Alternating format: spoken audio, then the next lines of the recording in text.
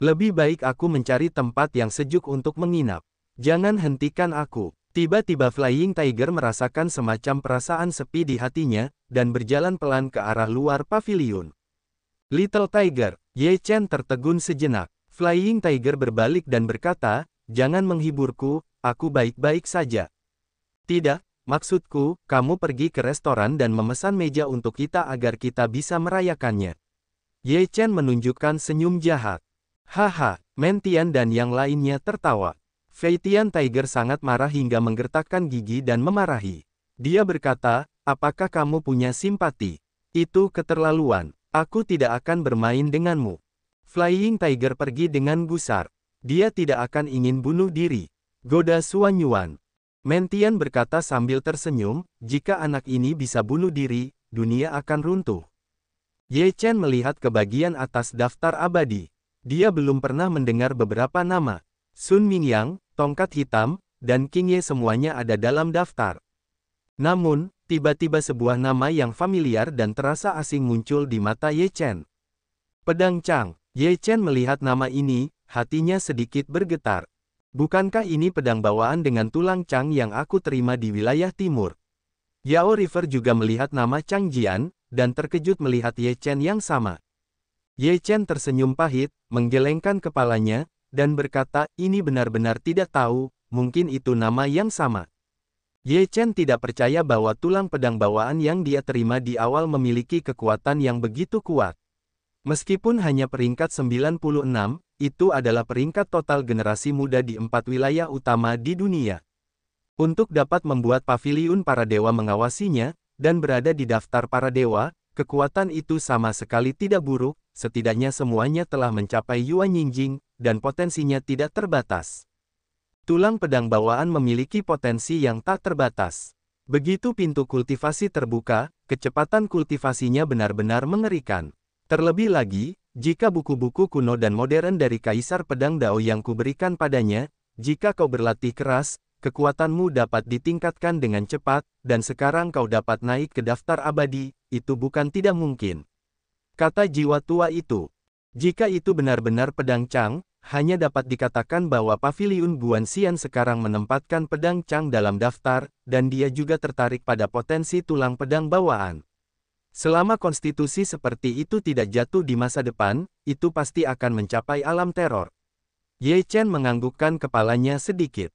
Keluar dari paviliun Guanxian, Fei Tianhu sedang minum di restoran yang tertekan dan bergumam, "Paviliun Guanxian benar-benar buta, saya tidak masuk dalam daftar. Saya sangat marah. Kali ini, menurutku itu tidak masuk akal.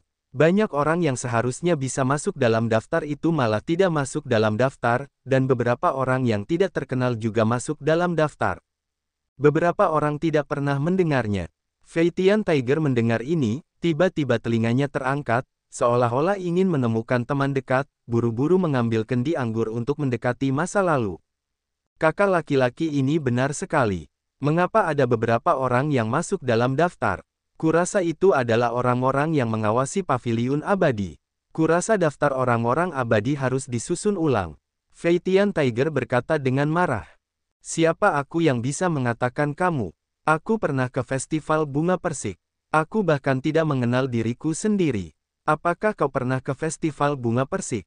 Kau belum pernah makan buah persik pipi, kan? Apakah kau tidak pernah melihat Dewi Yaochi?" Kata harimau terbang. "Hanya meniupnya, hanya kau." Mereka semua tertawa dan tidak percaya.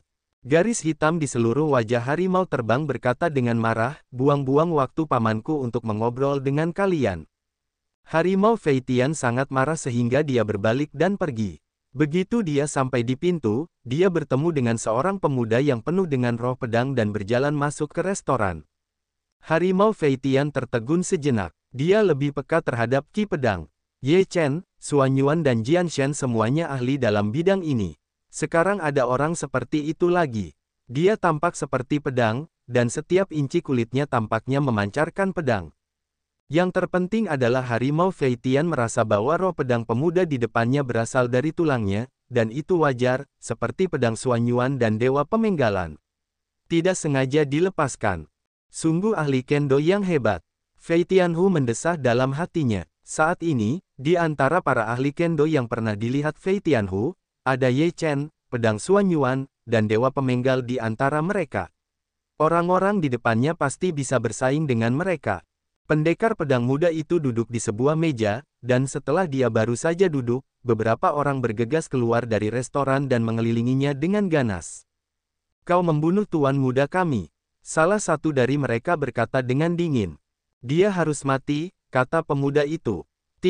Kurasa kau harus mati. Bunuh aku. Pria besar Kyushu meraung, mengembuskan napas yang kuat. Sekali hembusan, orang-orang lainnya juga ikut menyerang, kesempatan membunuh melonjak. Orang-orang yang minum di restoran semuanya terkejut dan segera pergi. Pemuda itu mendengus dingin, dan seluruh tubuhnya menjadi marah. Semua pedang bersinar seperti cahaya yang menyilaukan. Napas kaisar meletus. Roh pedang seperti kaisar di pedang, dan auranya sangat kuat. Ketika pedang itu ditebas, pria berjanggut besar itu langsung terbelah menjadi dua bagian, dan darah berceceran di tempat itu. Orang-orang lainnya juga dipenuhi bekas pedang, dan tubuh mereka terbang terbalik. Pedang yang tak terhitung jumlahnya digantung dan mereka digantung menjadi awan kabut darah. Kendo yang mengerikan, harimau Fei Tian ketakutan. Baru saja, pria berjanggut ini juga merupakan orang-orang kuat di 7 atau 8 lapisan Yuan Yingjing. Mereka terbunuh dengan satu pukulan. Banyak orang yang hadir juga menunjukkan ekspresi ngeri. Roh kekaisaran di dalam pedang. Bisakah kita mengatakan bahwa dia adalah pedang Chang dari kejeniusan Kendo yang menyebar dari wilayah timur? Ada kilasan informasi cepat di benak seseorang, dan merasakan kulit kepala mati rasa sejenak. Pedang Chang, peringkat 96 dalam daftar abadi. Beberapa orang ingat. Harimau terbang leng sejenak, bocah itu juga ada dalam daftar abadi, atau peringkat 96. Petik 2. Di luar restoran, beberapa orang Ye Chen keluar dari paviliun, melihat pedang dari restoran bergegas keluar, dengan napas kaisar, terkejut. Ye Chen lebih takut, napas ini tidak bisa lebih dikenalnya, bergegas ke restoran. Ye Chen melangkah ke restoran dan segera bertanya tentang bau darah. Dia melihat mayat tergeletak di tanah. Matanya langsung tertarik pada pemuda yang duduk di bangku dengan roh pedang di sekujur tubuhnya. Punggung pemuda itu menghadap Ye Chen, dan Ye Chen tidak bisa melihat wajahnya. Tetapi menilai dari roh pedang di seluruh tubuhnya, roh pedang itu pasti berasal dari tulang-tulangnya. Itu benar, benar sekali. Itu adalah roh pedang dari tulang pedang bawaan, dari tulang-tulang. Jiwa tua itu berkata dengan sedikit bersemangat. Ye Chen berjalan ke sisi pemuda dengan roh pedang, dan harimau Fei Tian tertegun sejenak, merasa sedikit bingung. Pedang Chang. Ye Chen membuka mulutnya dan memanggil. Pendekar pedang muda itu mengangkat kepalanya dengan pedang di matanya. Namun, ketika dia melihat penampilan Ye Chen, ujung tajam di matanya menjadi bersemangat. Kakak seperguruan, Chang Jian dengan cepat berdiri dan tidak berani menatap Ye Chen dengan percaya diri. Dia tidak menyangka akan melihat Ye Chen di sini. Penampilan Chang Jian telah sedikit berubah. Ketika Ye Chen bertemu dengannya, dia masih remaja. Sekarang beberapa tahun telah berlalu, dan sekarang Chang Jian telah dewasa. Kakak seperguruan, itu benar-benar kamu. Aku benar-benar melihatmu. Chang Jian sangat gembira dan memeluk Ye Chen erat-erat. Ye Chen juga tertawa terbahak-bahak, berkata, tidak menyangka bahwa pemuda asli, sekarang juga masuk dalam daftar abadi, benar-benar membuatku malu sebagai kakak seperguruan. Chang Jian berkata dengan rendah hati, semua kemampuanku diberikan oleh kakak seniorku. Sungguh memalukan kakak seperguruanku mengatakan ini. Jika bukan karena kakak seperguruanku, aku akan tetap menjadi pengemis dan dipermalukan. Ketika membicarakan hal ini, Chang Jian sangat berterima kasih kepada Ye Chen. Orang yang paling dia hormati dalam hidupnya adalah Ye Chen. Tanpa Ye Chen, tidak akan ada prestasi Chang Jian.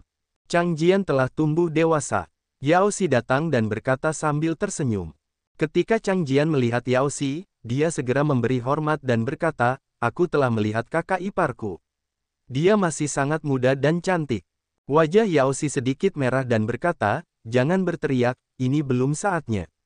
Semuanya tentang mendapatkan sesuatu cepat atau lambat. Pedang Chang buruk dan buruk dengan senyuman. Sekarang tidak baik untukmu. Chang Jian menyentuh kepalanya dan tertawa canggung. Semua orang di tempat kejadian tercengang. Apakah ini pedang Chang yang membunuh beberapa orang tadi? Perkenalkan mereka semua. Mereka semua adalah kakak laki-lakimu dan kakak laki-lakiku. Kau juga harus memanggil mereka kakak laki-laki di masa depan. Ucap Ye Chen, satu persatu Chang Jian diperkenalkan. Chang Jian juga sangat patuh dipanggil kakak laki-laki. Ternyata kau adalah orang ke-96 dalam daftar abadi, haha. Men Tian tertawa. Chang Jian berkata sambil tersenyum rendah hati, aku malu. Dibandingkan dengan kakak laki-laki lainnya, aku masih jauh tertinggal. Kau tidak jauh. Ada satu lagi yang tidak ada dalam daftar. Goda Xuan Yuan. Fei Tian Tiger sangat marah hingga paru-parunya hampir pecah. Ia meraung, panci mana yang tidak kau buka dan panci mana yang tidak ada dalam daftarku. Itu sebabnya aku tidak memiliki penglihatan yang baik. Cepat atau lambat, aku akan membuat orang-orang di paviliun buta. Pada saat itu, mereka ingin aku masuk dalam daftar, tetapi aku tidak akan menerimanya. Bukan karena kamu tidak memiliki kemampuan untuk masuk dalam daftar. Itu karena kamu bukan rasku, jadi kamu tidak masuk dalam daftar. Kata Xuan Wu. Apakah itu penghiburan? Liu Piaoyue memperbaiki Dao. Ye Chen berkata sambil tersenyum, ini seharusnya menjadi alasan yang lebih tepat. Dengan cara orang-orang yang mengawasi paviliun abadi, tidak mungkin untuk tidak mengetahui keberadaan harimau terbang. Jika tidak tercantum dalam daftar, itu pasti alasannya. Petik 2. Itu diskriminasi rasial. Aku ingin protes. Harimau terbang penuh amarah, berteriak. Saudara harimau, tidak ada artinya untuk memecahkan daftar. Kuncinya adalah kekuatan. Pada saat itu, kita akan melakukan semua orang dalam daftar dan membiarkan orang-orang yang mengawasi paviliun abadi bertarung di hadapan mereka sendiri. Kata Chang Jian sambil tersenyum. Harimau Fei Tian mendengar ini, menepuk pahanya, dan berkata sambil tersenyum, lebih baik kamu berbicara dengan baik. Ya, biarkan orang-orang di paviliun abadi membuat wajah sendiri. Nenek, jangan biarkan aku masuk dalam daftar, biarkan mereka menyesalinya. Munculnya daftar orang-orang abadi, sehingga seluruh wilayah selatan telah berdiskusi selama beberapa hari, tidak terlalu setuju dengan daftar ini.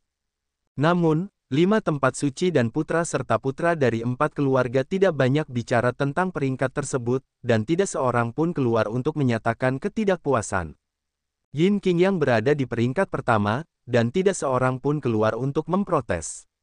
Tampaknya semua ini disetujui. Namun, pada kenyataannya, tidak demikian.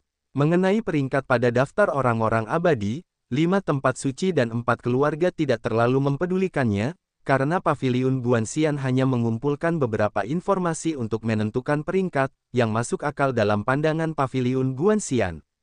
Daftar promosi adalah bilah mengambang. Peringkat saat ini tidak dapat menentukan peringkat akhir. Bahkan jika konferensi negeri dongeng di wilayah selatan belum dimulai, akan ada perubahan. Oleh karena itu, untuk daftar promosi, mereka hanya digunakan sebagai referensi. Namun, tidak semua orang menganggapnya sebagai semacam referensi. Beberapa orang tidak puas dengan ini, atau tidak puas dengan peringkat di atas, atau tidak puas karena tidak masuk dalam daftar, dan membuat beberapa tantangan dan provokasi. Dalam beberapa hari, peringkat pada daftar abadi telah mengambang beberapa kali, dan beberapa orang dalam daftar telah menghilang dan digantikan oleh yang lain. Dalam analisis terakhir, hal yang paling sulit adalah tetap orang-orang yang berada di 90 teratas. Beberapa dari mereka yang tidak ada dalam daftar akan dipilih untuk menantang mereka dan berusaha untuk naik ke daftar abadi. Chang Jian ditantang 3 kali, dan akhirnya mengalahkan pihak lain. Selain itu, peringkatnya dinaikkan menjadi 95. Dalam sekejap mata, bulan lalu, seiring berlalunya waktu, banyak orang untuk topik daftar abadi secara bertahap melemah.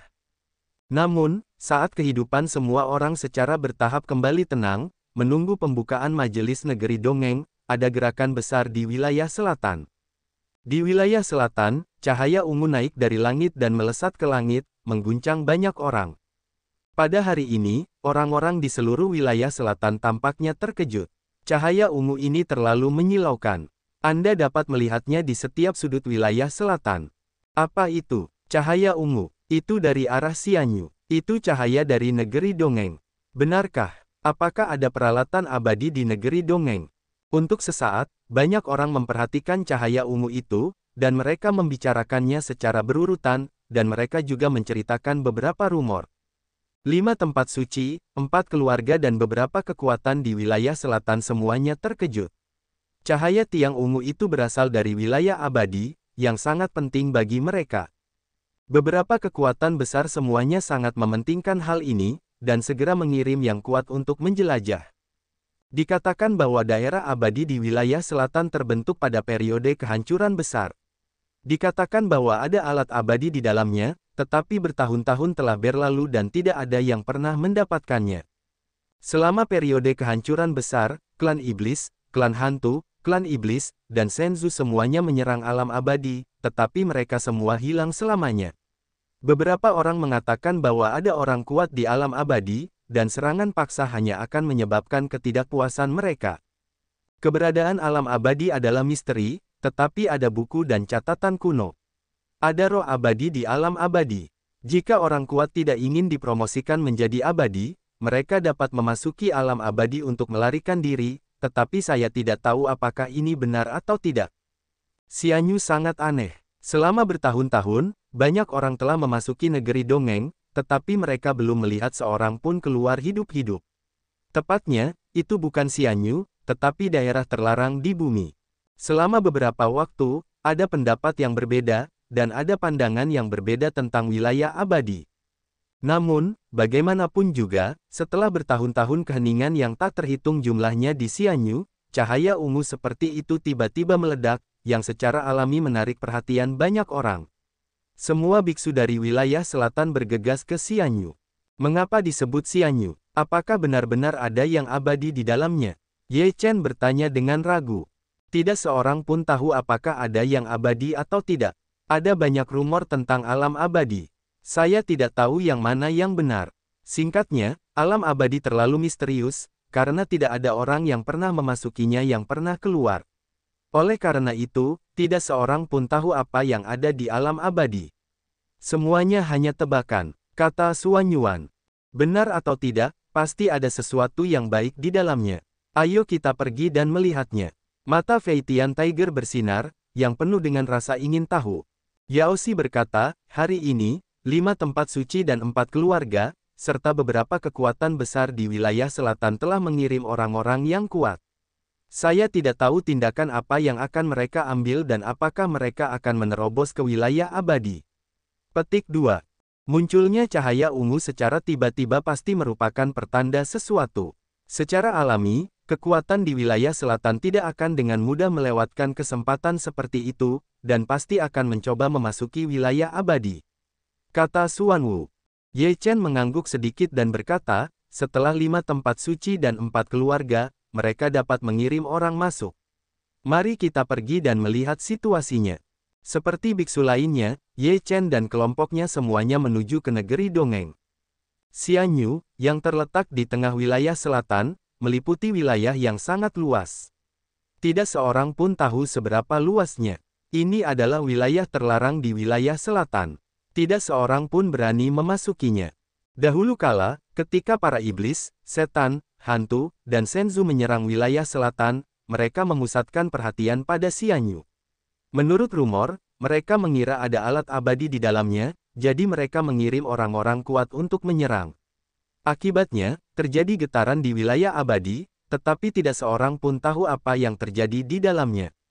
Tidak seorang pun dari 4 ras kuat yang memasuki wilayah abadi keluar, hanya beberapa pecahan harta karun yang terbang keluar. Setelah itu, 4 ras utama mengirim yang kuat ke Xianyu, tetapi hasilnya sama saja. Tidak seorang pun dari mereka keluar. Sejak saat itu, orang-orang dari 4 ras utama tidak lagi berani menggerakkan gagasan tentang Xianyu, dan mereka sangat takut pada Xianyu.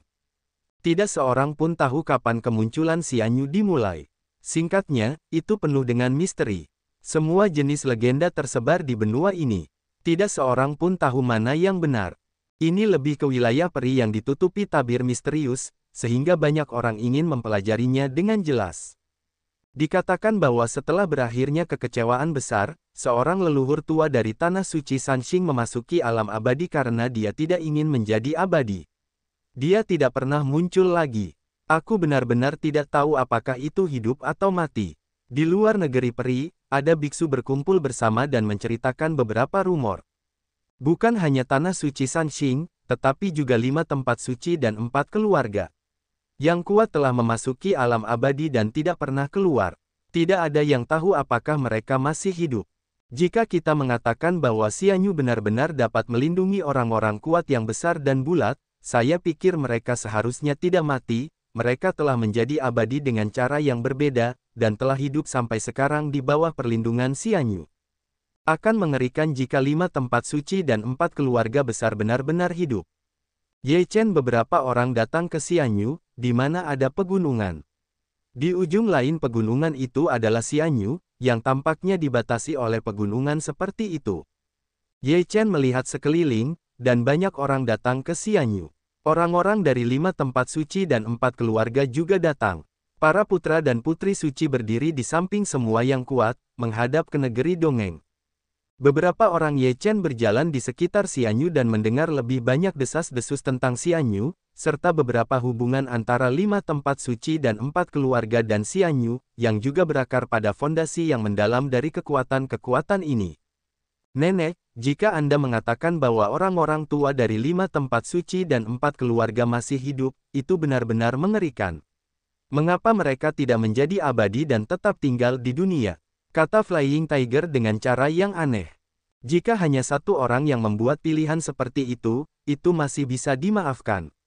Namun, rumor yang kudengar tadi adalah bahwa setidaknya ada 5 makhluk seperti itu yang telah memasuki alam abadi. Apakah mereka ingin tetap berada di dunia manusia dengan cara seperti ini dan melindungi apa? Kata Mentian. Mereka semua adalah tokoh yang selamat dari periode kekecewaan besar. Mungkin mereka menganggap bahwa kekecewaan besar akan muncul di masa depan, jadi mereka membiarkan diri mereka tetap berada di dunia di bawah perlindungan Xianyu. Tebak Xuan Yuan. Apakah orang-orang ini begitu mulia? Fei Tianhu ragu. Ye Chen berkata dengan lemah, mereka semua adalah tokoh dari periode kekecewaan besar.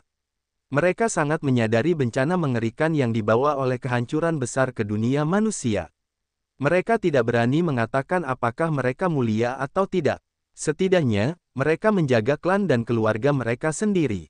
Beberapa orang Ye Chen melakukan perjalanan jauh dan bertemu dengan Hu Wutian, Su Yutian, dan yang lainnya. Hu Wutian, Su Yutian, dan Tuk Xingsun semuanya adalah tubuh yang terlahir kembali. Mereka lahir di masa kehancuran besar, jadi mereka lebih mengenalnya.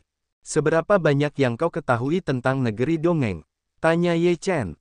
Fire dan Sky menggelengkan kepala, tidak tahu apa-apa.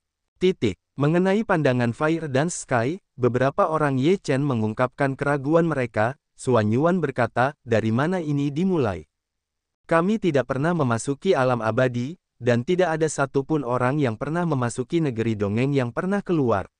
Pemahaman kami tentang negeri dongeng hanyalah desas-desus, yang mungkin tidak benar. Tidak ada seorang pun yang pernah masuk ke dalamnya. Siapa yang tahu apa yang ada di negeri dongeng? Fire dan Sky berkata dengan ringan. Apakah rumor ini tidak benar? Tanya Liu. Dengan senyum tipis, Sui Yutian berkata, siapa yang bisa benar? Apakah rumor ini benar? Orang-orang yang datang tidak menyampaikan berita apapun, jadi semuanya hanya dibuat-buat. Bagaimana dengan cahaya ungu? Apakah itu cahaya dari negeri dongeng? Chang Jian mengerutkan kening. Semua orang menggelengkan kepala. Siapa yang tahu apa yang terjadi? Semuanya hanya dugaan tanpa konfirmasi akhir. Ye Chen dan yang lainnya harus menunggu dengan tenang untuk 5 tempat suci dan 4 keluarga di luar wilayah abadi. Ada orang-orang kuat di tanah suci Yaoqi yang memasuki alam abadi. Pada saat ini, sebuah berita datang dan menarik perhatian yang tak terhitung jumlahnya. Mereka semua melihat orang-orang kuat Yaoqi yang datang ke Xianyu. Dikatakan bahwa pernah ada seorang gadis suci di Yaoqi yang memasuki wilayah abadi karena dia terbebani sementara, tetapi tidak pernah keluar. Dan orang suci itu disebut oleh Yaoqi sebagai bakat langka selama puluhan ribu tahun. Tidak ada satu generasi orang suci yang dapat menandinginya. Petik 2. Orang suci itu sangat cantik. Bahkan orang suci Yaoqi saat ini jauh tertinggal, sayang sekali dia tidak pernah keluar lagi saat memasuki wilayah abadi untuk kata cinta. Apakah Yaoqi akan masuk dan mencari berita tentang orang suci itu? Meskipun orang suci itu sangat anggun, kekuatannya tidak mencapai kesempurnaan yang hebat di awal, dan dia pasti akan mati jika memasuki alam abadi. Yaoci ingin memasuki alam abadi, saya pikir itu pasti untuk menemukan leluhur yang pernah memasuki alam abadi. Pandangan yang berbeda telah diungkapkan. Bagaimanapun, pasti ada alasan mengapa Yaoci tidak bisa menunggu. Di sini, di Yaoci, seorang wanita tua mengenakan jubah awan ungu, bersandar pada kruk, gemetar di sisi wilayah abadi. Dia terlalu tua untuk terlihat seperti, dan Zhou Yuan akan kelelahan. Kali ini, dia juga memasuki Xianyu dengan hati kematian, berharap untuk memberikan kontribusi terakhir bagi Yaoci. Tetua Taizu, apakah Anda benar-benar ingin memasuki alam abadi? Orang suci Yaoci membantu wanita tua itu, beberapa enggan melihat jalan wanita tua itu. Kulit wanita tua itu tidak berkerut. Dia berkata dengan senyum tenang, aku telah hidup selama bertahun-tahun, dan sekarang aku tidak punya beberapa hari untuk berlari. Selagi aku masih bisa bergerak, aku akan melakukan hal terakhir untuk Yaoci. Kalau tidak, bahkan jika wanita tua itu meninggal, akan ada penyesalan. Suara wanita tua itu bergetar dan dia telah mengambil keputusan. Orang suci Yaoci sedikit sedih di dalam hatinya dan tidak tahan melihat wanita tua itu memasuki alam abadi, yang sama saja dengan kematian. Taizu, tetua, ini yang diminta perawan untuk kuberikan padamu. Ambillah ini, mungkin itu akan lebih mungkin. Dewi Yaoci memberikan ranting yang mati kepada wanita tua itu. Ketika wanita tua itu melihat ranting pohon yang mati, dia menunda apa yang dilakukan orang-orang yang sekarat dengan ini. Ini semua adalah detail Yaoci. Sungguh sia-sia menyimpannya untuk digunakan di masa mendatang pada wanita tua itu. Ibu perawan memberitahu kita bahwa tetua harus mengambilnya. Orang suci Yaoci akan diserahkan ke tangan wanita tua itu. Wanita tua itu mendesah pelan, menatap negeri peri, tetapi tidak dapat melihat ujungnya. Dia mendesah, selama bertahun-tahun, ada 3 leluhur Yaoci, 2 di antaranya adalah leluhur Yuanman yang agung, dan yang lainnya adalah gadis suci yang cantik jelita pada waktu itu. Aku tidak tahu apakah aku dapat menemukan mereka kali ini. Wanita tua itu tidak yakin tentang ini.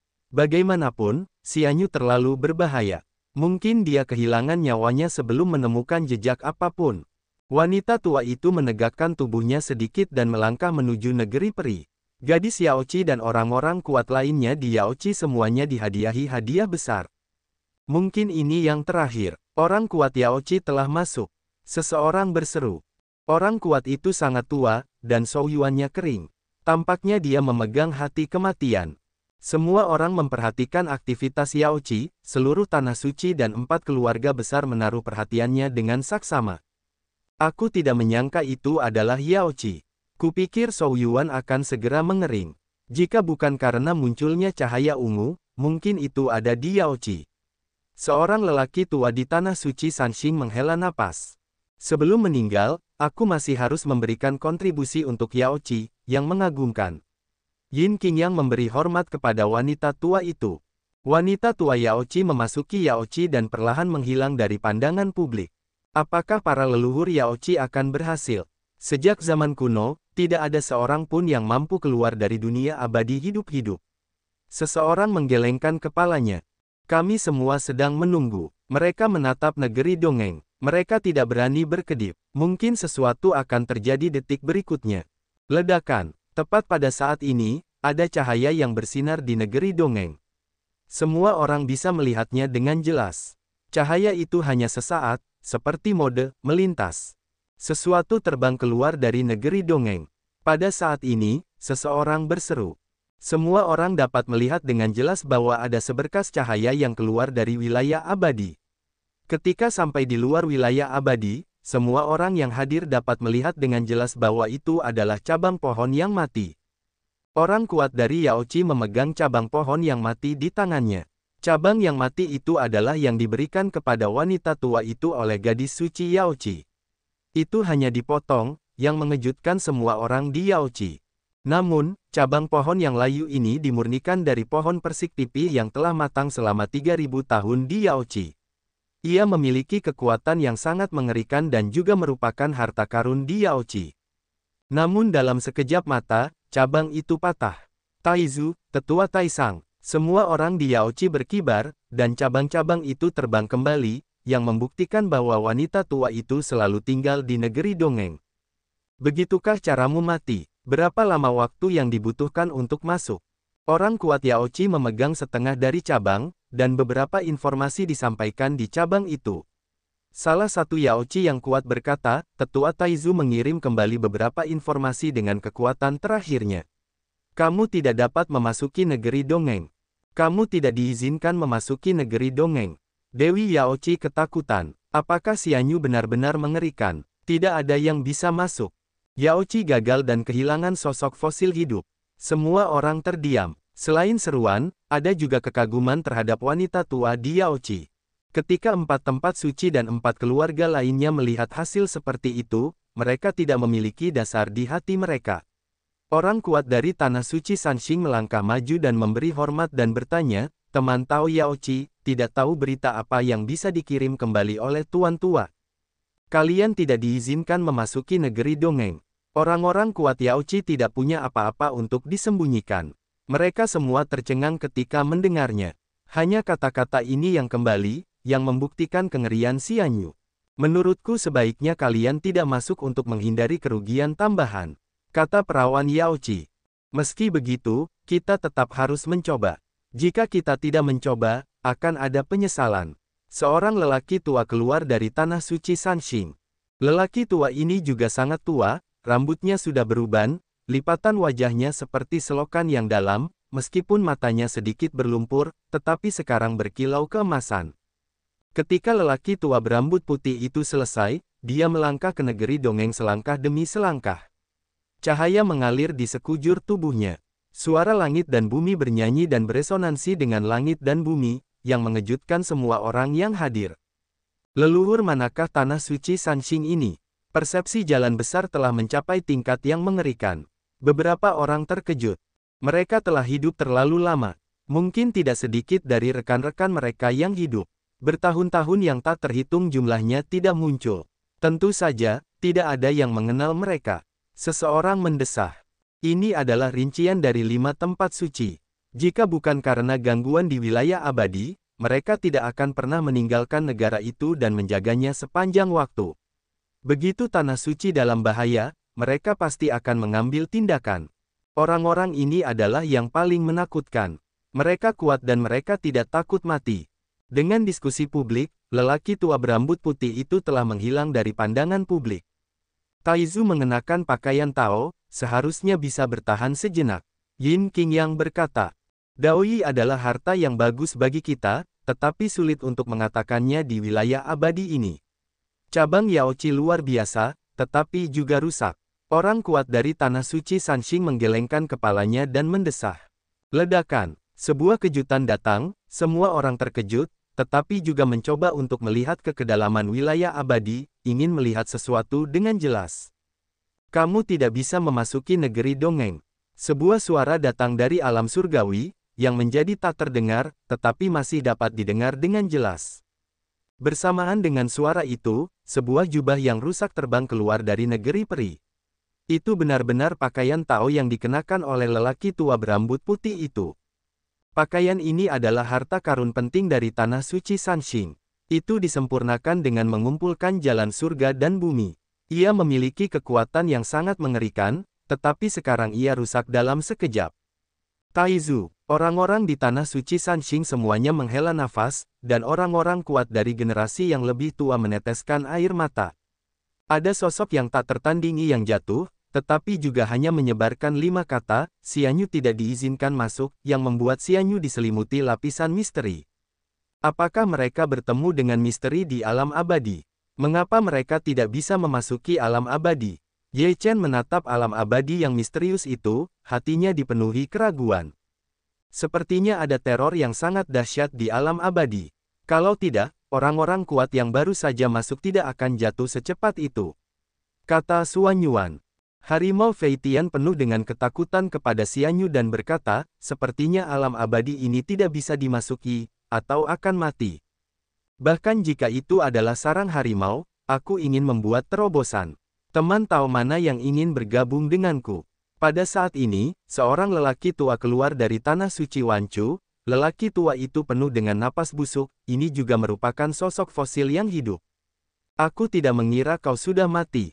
Tanah suci Zixia keluar dari tongkat penyangga, lelaki tua itu tidak setua dulu, lelaki tua itu berkata sambil tersenyum. Bagaimana aku bisa mati jika kau tidak mati? Lelaki tua dari tanah suci itu tersenyum dengan berani. Aku bisa melihat rekan-rekanku sebelum aku mati. Bahkan jika aku hancur berkeping-keping, aku tidak menyesal. Pada saat ini, seorang lelaki tua berjubah 7 bintang keluar sambil tertawa. Taizu, semua orang di tanah suci terkejut. Tian Xuan, aku tidak mengira kau sudah mati. Lelaki tua dengan tongkat itu berkata sambil tersenyum. Alam tidak mungkin mati sebelum kau. Jubah 7 bintang, kata lelaki tua itu. Ketika mereka melihat pakaian lelaki tua berjubah 7 bintang dan alamat yang diberikan kepadanya oleh lelaki tua dengan tongkat itu, mereka segera mengerti identitas lelaki tua berjubah 7 bintang itu. Ya Tuhan, apakah ini salah satu dari 7 orang yang dulu berada di tanah suci cahaya goyang? Seseorang berseru. Yao Guang Qizi, ini adalah kartu truf Yao Guang. Setiap kali bakat Yao Guang Qizi tidak harus dikirim oleh putra dan putri Sein. Tanggung jawab mereka adalah menjaga tanah suci Yao Guang sampai mati. Karena semua teman lama sudah bertemu, mari kita pergi ke Xianyu dan melihat apa yang mengerikan tentang Xianyu. Orang tua dari tanah suci di awal Wanchu menatap Xianyu dengan harapan di matanya dan sama sekali tidak takut. Ketika kita masih muda, kita membandingkan selama bertahun-tahun yang tak terhitung jumlahnya. Hingga saat ini, tidak ada yang melawan siapapun. Kali ini, mari kita lihat siapa yang pergi menemui leluhur kita terlebih dahulu. Orang tua dari tanah suci Zixia tertawa. Saya pikir itu pasti kalian berdua orang tua. Orang tua berjubah 7 bintang tersenyum dengan percaya diri, lalu melangkah maju. Meskipun tubuhnya membusuk, ia masih memiliki momentum yang menakutkan. Melihat ketiga orang tua yang begitu berani dan tak kenal takut memasuki wilayah abadi, tidak sulit untuk melihat betapa mempesonanya orang-orang ini ketika mereka masih muda. 3 orang yang dulunya adalah Tian Jiao, tetapi sekarang menjadi karakter luar biasa yang memasuki alam abadi, semuanya menahan napas untuk waktu yang lama, ada getaran di alam abadi. Aku akan mati tanpa penyesalan. Haha, kemudian, terdengar suara tawa di negeri peri, dan semua orang merasakan kelegaan dalam tawa itu. Namun, semua orang yang hadir juga merasakan bahwa sebuah era akan segera berakhir, dan ada rasa sunyi. Sebuah tongkat penyangga dan jubah bintang 7 terbang kembali. Taizu, orang-orang di tanah suci Zixia semua berlutut dan menutupi wajah mereka dengan kesakitan. Taizu, mereka semua menangis dengan sedih. Kepala 7 putra Yao Guang mengambil alih jubah bintang 7, yang sangat menyedihkan. Mereka semua terdiam, dan tidak ada yang mengatakan sesuatu yang menyindir. Ketiga karakter itu hidup hingga usia mereka saat ini, dan sekarang mereka tinggal di Xianyu, yang dapat dianggap sebagai pencapaian yang lengkap. Kehidupan ini tidak dapat terbang ke negeri peri, tetapi tinggal di alam abadi, tempat di dunia, yang paling dekat dengan yang abadi, juga merupakan hasil terbaik. Orang seperti itu pantas dihormati. Ye Chen menghela napas dan membaca sebuah bagian yang telah dipelajarinya dalam agama Buddha. Setelah waktu yang lama, orang-orang di sekitar Xianyu juga kembali dari suasana hati yang sedih itu. Para leluhur dari 5 tempat suci pasti akan mati ketika mereka masuk. Siapa yang berani masuk? Seseorang menghela napas. Apakah kamu takut tidak ada leluhur dari 4 keluarga yang keluar? Beberapa orang melihat ke-4 keluarga, saat ini, tidak ada seorang pun yang keluar, beberapa meremehkan. Memasuki alam abadi sekarang tidak ada bedanya dengan mati. Bahkan jika kamu akan mati, kamu tidak dapat memasuki kedalaman alam abadi. Kamu tidak dapat melihat apa yang akan terjadi di alam abadi. Xuan Yuan menggelengkan kepalanya. Tepat ketika masalah mencapai jalan buntu dan tidak ada yang memasuki negeri dongeng, cahaya pedang emas tampaknya datang dari langit dan langsung menyerbu ke negeri dongeng. Apa itu? Orang-orang terkejut dan tidak bereaksi sama sekali, dan cahaya pedang menghilang di alam abadi. Itu seperti cahaya pedang. Siapa yang melakukannya? Semua orang yang hadir bingung, dan orang-orang dari 5 tempat suci dan 4 keluarga semuanya mengerutkan kening. Cahaya pedang itu adalah untuk memotong dewa. Ye Chen terkejut. Dia benar-benar yakin bahwa itu adalah pemenggalan dewa, dan hanya pemenggalan dewa yang dapat memiliki napas seperti itu. Pada saat ini, Xuan Yuan tampaknya telah menebak. Setelah melihat Ye Chen, mereka saling memandang dengan cara yang sama, diam-diam. Ledakan. Pada saat ini, ada kejutan besar di dunia abadi. Pedang emas naik ke langit, dan cahaya ungu juga cemerlang, kedua sinar cahaya itu saling bertautan, seolah sedang berhadapan. Cahaya yang mengerikan, apa itu cahaya pedang emas? Mengapa begitu kuat? Banyak orang sangat ketakutan, mata tidak berkedip untuk melihat domain abadi. Apakah ada perang besar antara membunuh dewa dan berada di alam abadi? Ye Chen juga terkejut. Mengapa pemenggal kepala memasuki alam abadi? Apakah ada yang aneh tentang itu? Xuan Yuan juga bingung dan merasa sangat ingin tahu tentang hal itu. Ledakan. Dari waktu ke waktu, ada suara getaran di area abadi, dan cahaya pedang emas melesat keluar, yang sangat menyilaukan. Cahaya ungu tidak lemah, mengirimkan napas yang berdebar-debar, cahaya bersinar di seluruh negeri peri. Semua orang tercengang. Mereka melihat bahwa di kerajaan abadi, pedang emas yang besar dan tak tertandingi terus-menerus ditebas. Setiap kali dipotong, itu penuh dengan teror. Itu tak terkalahkan dan menghancurkan surga. Dan cahaya tiang ungu semakin menyilaukan. Ada pemandangan ungu datang dari timur. Langit dipenuhi cahaya ungu, seperti kembang api yang indah bermekaran, dan pedang emas saling bertabrakan dengan keras. Dari mana datangnya cahaya ungu itu? Mengapa kamu harus menghadapinya? Hati Ye Chen penuh dengan keraguan. Apa yang bisa dilakukan dengan memenggal kepala dewa benar-benar berbahaya bagi dunia manusia dan dunia. Pertarungan itu sangat singkat. Segera, pedang emas panjang itu berubah menjadi tenda emas dan bergegas keluar dari negeri dongeng. Aku akan kembali lagi. Pedang emas itu menghilang, hanya menyisakan kalimat seperti itu. Semua orang linglung. Apa asal-usul pedang emas itu dan mengapa mereka masih berbicara? Ini luar biasa. Bahkan 5 tempat suci dan 4 keluarga besar terkejut. Mereka dapat merasakan bahwa pedang emas itu terlalu mengerikan. Mereka dapat bertarung dengan keberadaan di alam abadi, yang benar-benar setara dengan peralatan abadi. Pedang emas itu sangat kuat. Apakah itu abadi? Mata Yin Qing yang dalam. Dunia ini begitu besar sehingga kita tahu terlalu sedikit. Tidak mustahil untuk menjadi abadi. Seorang lelaki tua di tanah suci Sanxing mendesah. Ada peri lain di dunia. Pada saat ini, seorang lelaki tua berjubah hijau muncul di dekat Xianyu. Melihat tempat di mana pedang emas itu menghilang, dia tampak sedikit rumit. Lihat Saint Taizu. Orang-orang di tanah suci Sanxing melihat lelaki tua di Qinyi Daopao dan segera membuat upacara besar dan dikalahkan. Bangun, orang tua Qinyi Daopao berkata dengan ringan. Orang suci Taizu dari tanah suci Sanxing. Sisa tanah suci, 4 keluarga besar dan orang-orang kuat di wilayah selatan semuanya terkejut. Bagi mereka, kata orang suci Taizu, benar-benar mengejutkan. Taizu akan duduk. Orang suci Taizu masih hidup. Seberapa kuatkah ini? Apakah ini kisah di balik tanah suci Sanxing? Ada fosil hidup yang nyata. Selain itu, napasnya penuh vitalitas, dan tidak akan berhenti dalam waktu singkat. Sungguh menakjubkan. Orang suci Taizu, apakah itu pendeta Tao Qingsu? Murid gadis suci Yaoqi sedikit menyusut, matanya penuh kengerian. 4 tempat suci dan 4 keluarga lainnya telah menebak identitas orang ini. Pendeta Tao Qingsu, 4 kata ini, seperti bom besar, meledak di hati mereka, membuat gelombang di hati mereka, yang tidak dapat ditenangkan untuk waktu yang lama. Pendeta Tao Qingsu masih hidup. Esensinya sangat kuat. Di zaman pendeta Tao Qingsu, pernah ditegaskan bahwa pendeta Tao Qingsu akan menjadi abadi. Namun, setelah lebih dari 10.000 tahun, pendeta Tao Qingsu masih hidup. Bisakah dia benar-benar menjadi abadi? Xia Houxian ketakutan.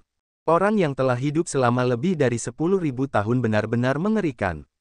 Jika mereka tidak bisa menjadi abadi, akan menjadi keajaiban jika mereka bisa terbakar selama 8 atau 9.000 tahun. Langit yang diterangi cahaya lilin penuh dengan cara yang tak terbayangkan. Fosil hidup yang nyata. Mata Taizu Zilong berbinar. Santo Taizu, mengapa kau di sini? Yin Qing yang berkata dengan hormat. Pendeta Tao Qingsu melihat ke wilayah abadi dan berkata dengan lemah, bagaimana mungkin aku tidak datang ke wilayah abadi ketika ada gerakan dan keheningan seperti itu di dalamnya? Tapi Xianyu terlalu berbahaya. Orang tua dari Tanah Suci Sanxing khawatir. Pendeta Tao Qingsu berdiri dengan tangan di punggungnya. Jubah birunya berkibar dan janggutnya yang panjang berkibar. Dia membelai janggutnya yang panjang dan berkata sambil tersenyum, bahkan jika itu adalah sarang harimau, aku akan membuat terobosan. Dengan itu, Pendeta Tao Qingsu melangkah maju dan berjalan menuju wilayah abadi. Santo Taizu, semuanya adalah tempat suci. Orang suci Taizu telah mempelajari transformasi satu energi menjadi Sanxing selama lebih dari 10.000 tahun, dan dia telah mempraktikkannya secara ekstrim. Saya khawatir ini hanya status orang suci Taizu. Yin Qingyang menebak. Ketika orang-orang di Tanah Suci Sanxing mendengar ini, mereka berpikir dan merasa lega.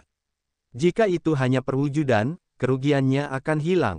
Dikatakan bahwa Pendeta Tao Qingsu telah mencapai keadaan yang mengerikan ketika dia menjadi guru suci Tanah Suci Sanxing.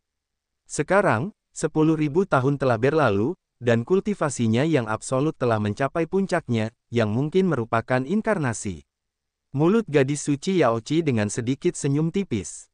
Pendeta Tao Qingsu adalah legenda hidup. Sejak Pendeta Tao Qingsu masih muda, dia dipuji sebagai jenius pertama di dunia. Pada sesi konferensi negeri dongeng itu, dia adalah orang pertama yang layak menyandang gelar itu. Dia memberikan tekanan besar pada para pahlawan dan akhirnya menjadi guru suci. Setelah turun tahta, dia tidak pernah muncul lagi. Aku tidak menyangka dia masih hidup. Sungguh hal yang mengerikan. Seorang tetua dari Yaoqi menghela nafas. Pendeta Tao Qingsu telah memasuki negeri dongeng dan menarik perhatian publik. Dia adalah sosok yang kuat dan luar biasa. Mungkin dia akan segera menyelesaikan perjalanannya.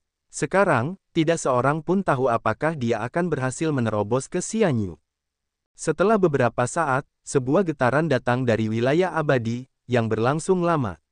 Pada saat yang sama, suara Tao terdengar di antara langit dan bumi. 3.000 jalan antara langit dan bumi tampaknya sedang beroperasi, berubah menjadi rantai Dao dan Dewa dan bergegas ke kedalaman alam abadi. Pendeta Tao Qingsu bertarung dengan keberadaan di alam abadi. Semua orang terkejut. Ini adalah satu-satunya orang yang masih hidup yang dapat membuat suara yang sangat keras selain pedang emas. Pendeta Tao Qingsu sangat mengerikan sehingga dia dapat melawan keberadaan di alam abadi. Harimau terbang terkejut. Ini adalah pria yang ingin bahagia. Tentu saja, dia memiliki cara yang tidak dapat kita bayangkan. Hati Ye Chen juga penuh dengan kejutan, dengan harapan nirkabel, berharap bahwa dia dapat menjadi sangat mengerikan di masa depan. Di dunia abadi, getaran terus-menerus datang, 3.000 jalan bergelombang, berubah menjadi rantai dewa. Suara Tao antara langit dan bumi tak berujung dan agung, yang berubah menjadi kekuatan teror dan menekan masa lalu. Ledakan, cahaya tiang ungu membubung ke langit dan berubah menjadi kekuatan teror. Itu ditekan dan dibandingkan dengan 3.000 jalan. Kedua kekuatan itu bertabrakan dan mengguncang bumi. Ini adalah sekejap, gerakan dan keheningan Xianyu menghilang, 3.000 Dao Shenlian dan Dao Yin menghilang, dan Xianyu kembali ke kedamaian. Sudah berakhir, Pendeta Tao Qingsu gagal. Mereka semua menahan napas dan menatap ke arah wilayah abadi tanpa berkedip. Tanah abadi itu sangat mengerikan sehingga kamu tidak bisa memasukinya sebelum lingkaran besar itu penuh. Pada saat ini, sebuah seruan terdengar, dan Pendeta Tao Qingsu muncul di luar wilayah abadi. Orang-orang terkejut dan segera kembali kepada Tuhan. Apa yang baru saja masuk hanyalah sebagian dari Pendeta Tao Qingsu. Ini adalah Tanah Suci Sanxing. Sungguh luar biasa bahwa satu avatar memiliki kekuatan tempur yang mengerikan. Ye Chen terkejut, dan dia penuh dengan rasa ingin tahu tentang transformasi satu energi menjadi 3 kemurnian. Nenek, jika nenek sudah menguasai ilmu sihir semacam ini, kemana aku tidak bisa pergi? Flying Tiger menyeringai. Pendeta Tao Qingsu gagal. Sepertinya hanya keberadaan Dayuan Man yang bisa memasuki alam abadi. Suan Yuan mendesah. Tuan Qingsu, apa yang ada di negeri dongeng? Tetua dari Tanah Suci Yaoqi maju untuk memberi hormat dan bertanya. Pendeta Tao Qingsu menggelengkan kepalanya dan berkata, hal-hal di alam abadi lebih baik daripada yang tidak Anda ketahui. Tidak ada manfaatnya. Semua orang ingin tahu jawabannya, Tetapi kata-kata pendeta Tao Qingsu membuat semua orang semakin bingung. Mengapa pendeta Tao Qingsu tidak mau mengatakannya? Apakah tabu untuk membicarakan keberadaan di alam abadi? Tubuh pendeta Tao Qingsu menghilang, dan semua orang tidak berdaya. Bahkan pendeta Tao tidak berani mengatakan bahwa itu adalah keberadaan yang mengerikan. Alam abadi tidak bisa masuk dan tidak perlu tinggal di sini. Banyak orang pergi satu demi satu, dan 5 tempat suci dan 4 keluarga juga pergi satu demi satu. Ye Chen melihat ke arah Xian Yu, dan cahaya ungu itu pasti sesuatu yang akan terjadi. Selama bertahun-tahun yang tak terhitung jumlahnya, Xian Yu telah tenang, tetapi sekarang ada penglihatan seperti itu, tidak sesederhana itu. Aku khawatir akan ada perubahan di alam surgawi di masa depan. Perubahan ini dapat menyebabkan perubahan di dunia manusia. Aku tidak tahu apakah itu berkah atau kutukan. Jiwa tua itu menghela napas, dan ada firasat buruk di hatinya. Aku juga merasa bahwa banyak hal di masa depan akan memiliki hubungan yang hebat dengan Xian Yu. Ye Chen memiliki perasaan yang tak terlukiskan di hatinya, yang sangat kuat. Ketika Ye Chen mendekati Xian Yu, Liu Piaoxue dan Yao Xi semuanya terkejut dan berkata, "Pagi, apa yang akan kamu lakukan?" Kakak Ye, tidak. Xuan Yuan, Mentian, dan yang lainnya semuanya berteriak dengan tergesa-gesa. Ye Chen berhenti dan berdiri di tepi alam surgawi. Pada saat ini, ada beberapa perubahan dalam Feng Shenbang, Taiji Bagua, Tas Dewa Qiankun, dan Shen Xiang Zenguding. Ye Chen terkejut dan menatap kedalaman alam abadi. Dia dapat membuat artefak ini tampak tidak normal. Ini membuat Ye Chen merasa bahwa pasti ada keberadaan yang sangat luar biasa di alam abadi. Semua ini membuktikan bahwa ada sesuatu yang tak terbayangkan di alam abadi. Ye Chen merasa ada semacam kesadaran yang datang dari daftar Feng Shen, dan dia ingin membiarkannya masuk. Dia mengerutkan kening, ini bukan Feng Shenbang untuk membiarkannya masuk, tetapi Feng Shenbang ingin masuk. Ye Chen menekan dorongan ini. Xian Yu tidak bisa masuk untuk sementara, dia tidak cukup kuat, dan kekuatan Feng Shenbang tidak bisa melindunginya. Ye Chen berbalik dari tepi wilayah peri, berkata dengan ringan, "Ayo pergi." Baru saja meninggalkan Xian Yu belum lama ini, beberapa orang Ye Chen dihentikan oleh burung itu. "Nona Wenren, mengapa Anda menghalangi jalanku?" Ye Chen berkata sedikit. "Jika kamu tidak memberiku Feng Fu, aku akan terus mengganggumu," katanya dengan nada main-main. Batuk-batuk. Ye Chen batuk 2 kali dengan canggung dan berkata, "Nona Wenren, Anda harus menjelaskan ini dengan jelas untuk menghindari kesalahpahaman." Burung itu mendengus dan berkata, "Saya tidak peduli. Sudah kubilang, gadis kecil, tidak memalukan seperti dirimu. Ye Chen akan memberikannya kepada siapapun yang dia inginkan. Jika dia tidak menyalahkanmu, apakah kamu masih akan mengganggunya seumur hidup?" "Bukan istri ketiganya," Mentian berkata sambil tersenyum. Wajah Ye Chen penuh dengan garis-garis hitam dan menatap Mantian dengan tajam. "Tidak semudah itu menjadi saudara iparku. Aku harus mendapatkan persetujuan dari kedua saudara iparku. Kalau tidak, tidak peduli siapapun kamu, tidak akan ada jalan." Chang Jian bersenandung. Ada semakin banyak garis-garis hitam di wajah Ye Chen. Yao Xi dan Liu Piaoyue juga menatap Chang Jian. Chang Jian mengecilkan lehernya dan tertawa. Dikatakan bahwa Ren Renkui juga seorang gadis, dan wajahnya sedikit memerah. Dia menggembungkan pipinya dan bersenandung, "Apa yang kau bicarakan? Aku tidak suka bajingan ini. Aku hanya peduli pada Feng Fu. Jimat angin bukanlah yang kau inginkan. Jika kau menginginkannya, kau bisa mendapatkannya. Selain itu, mengapa kami harus memberikannya padamu?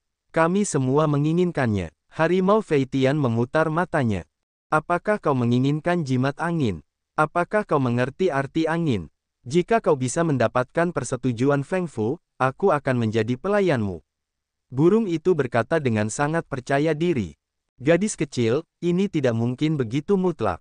Jika suatu hari kita mendapatkan persetujuan Feng Fu, kau tidak akan punya tempat untuk menangis." Senyum yang cukup buruk. "Kau," kudengar burung-burung itu begitu marah hingga mereka ingin memulai. Pada saat ini, bayangan gelap melintas, Wen Renyu muncul di samping Wen Renkue, menahan napas Wen Renkue, dan berkata dengan lemah, "Beberapa, adik perempuanku tidak masuk akal, jadi jangan pedulikan dia." Ye Chen mengepalkan tinjunya dan berkata, sama-sama. Wen Renyu menatap Ye Chen, lalu berkata kepada Wen Renkue, pulanglah bersamaku. Aku tidak akan pulang. Aku belum mendapatkan Feng Fu. Burung itu tidak senang. Terkadang kamu harus memiliki sesuatu dalam hidupmu. Jangan memaksakan diri untuk melakukannya sepanjang waktu. Wen berkata dengan ringan. Wen Renkue berkata, Fu angin adalah apa yang aku pukul.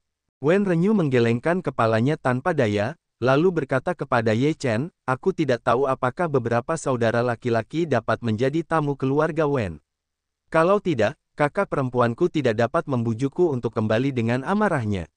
Aku khawatir itu tidak baik.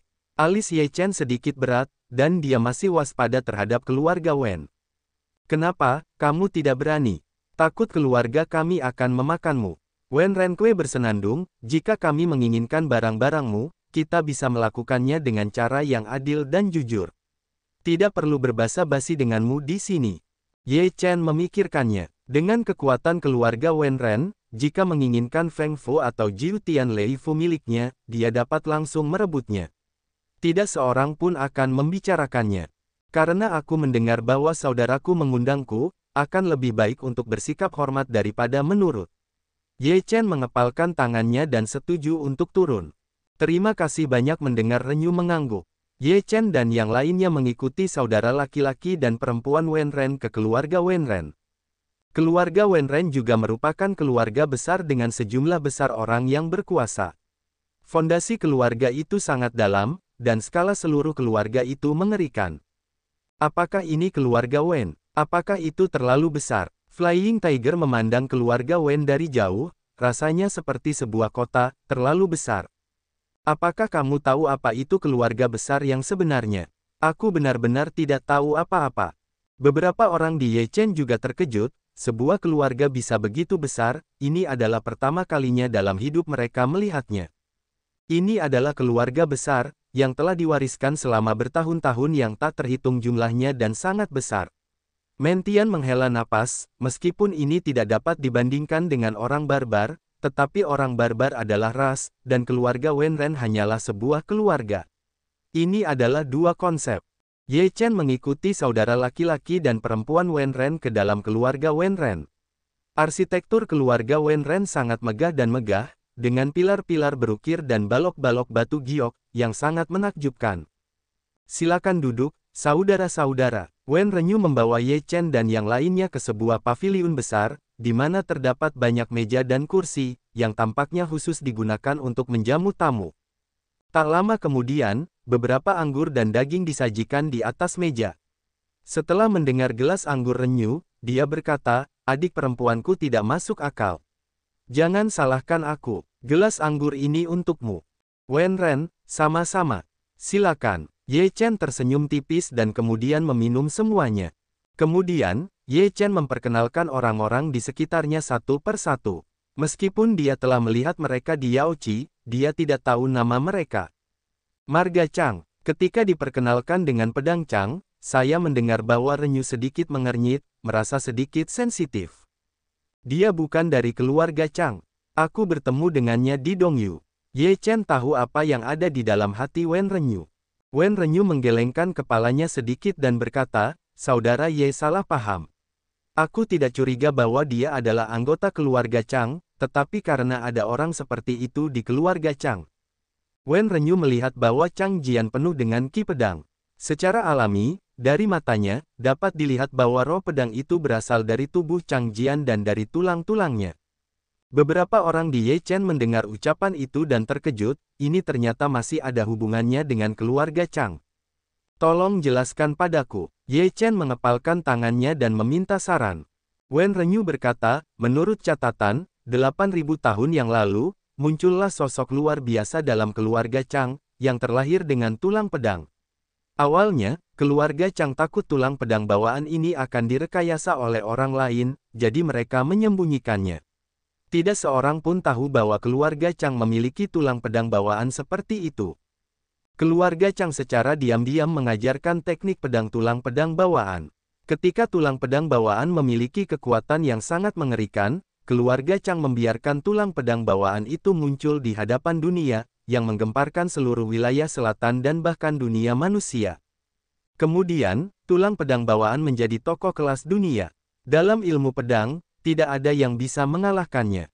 Keluarga Chang pernah makmur. Kemudian, tulang pedang bawaan menghilang. Tidak ada yang tahu apakah itu seorang pertapa atau seorang pertapa. Singkatnya, sampai sekarang, masih belum ada berita. Wen Renyu hanya mengatakan bahwa Ye Chen dan yang lainnya tidak tahu tentang Nisin, yang dapat dikatakan bahwa tidak ada seorang pun di wilayah selatan yang tidak tahu, tetapi bagi Ye Chen dan yang lainnya, ini mungkin pertama kalinya mereka mendengarnya. Apakah keluarga Chang bahkan memiliki tulang pedang bawaan? Ye Chen terkejut. Wen Renyu berkata, ini bukan rahasia di wilayah selatan, yang juga merupakan hal yang cukup dibanggakan oleh keluarga Chang. Namun, pada akhirnya, tulang pedang bawaan menghilang, dan itu menjadi misteri yang tidak saya ketahui tentang hidup dan mati. 8.000 tahun telah berlalu. Jika Anda tidak terbang, Anda akan mati. Tidak semua orang bisa terbakar selama lebih dari 10.000 tahun seperti pendeta Tao Qingsu. Fei Tian Tiger menyindir. 8.000 tahun yang lalu, tulang pedang bawaan mendominasi dunia manusia, dan setelah 8.000 tahun, pedang Chang kita juga dapat mendominasi dunia. Mentian berkata sambil tersenyum. Burung itu bersenandung, kamu benar-benar tidak tahu malu. Keluarga Chang telah menyembunyikan tulang pedang bawaan selama bertahun-tahun sebelum mereka melepaskannya. Sekarang tulang pedang bawaan bergerak di seluruh dunia. Bisakah kamu menahan hidupmu dan mengatakannya lagi? Gadis kecil itu bisa berbicara. Bagaimana mungkin kata-kata apa yang keluar dari mulutmu, sangat buruk untuk didengar. Mentian memutar matanya. Aku mengatakan yang sebenarnya. Burung itu bersenandung. Wen Renyu juga berkata, begitu tulang pedang bawaan selesai, itu mengerikan, jadi apa yang aku katakan tidak masuk akal.